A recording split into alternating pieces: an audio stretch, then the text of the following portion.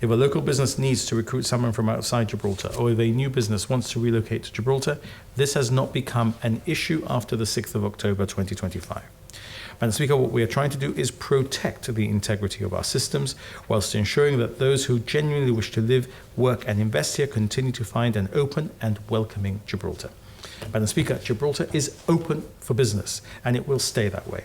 I hope this now provides the House and the wider community with the additional reassurance that was being sought. Thank you, Madam Speaker. Business will be interested in how Gibraltar is to be marketed. So it's not just a question of giving a statement here, but giving assurance to the business community when the various events happen in London, and also perhaps explaining with a bit more detail how exactly this statement and the suspension will be reconciled in the marketing of Gibraltar, because business will be reassured to some extent by this statement, but will want to understand precisely how, for example, the approach on these matters will be taken when it comes to, for example, considering inward investment into Gibraltar. We're open for business.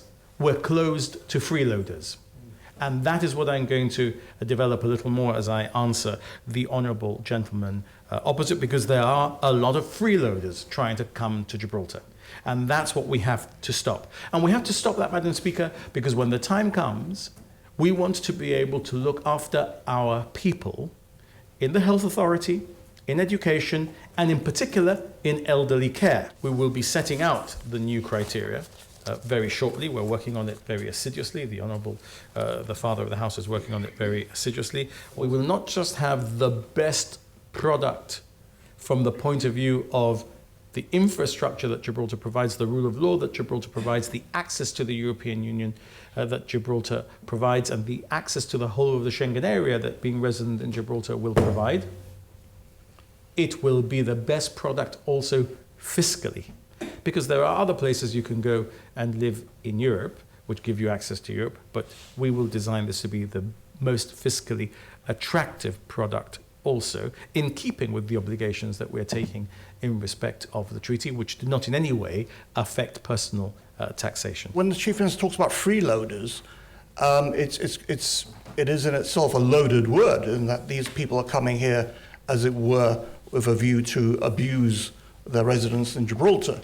But there could be bona fide people who genuinely want to, for example, retire to Gibraltar, who have independent means and are not going to be a drain on society or on the taxpayer. And are these not people that we would wish to welcome? Because, of course, if we say Gibraltar is closed to retirees, there may be a knock-on effect on the property market. I mean, not everybody is coming here for business. There are many countries that say you can't immigrate unless you're under 50 and you're going to be economically active. Gibraltar is a place which is 2.5 square miles by 1 mile, Madam Speaker, and we have to be careful of who we permit to come here, because the property market might be affected in a way that might be very negative indeed if we allow everyone to come here and the prices go up even more. Because we're the Socialist Party, we care about workers and their ability to afford houses. I suppose honourable members opposite care more about the price of property going up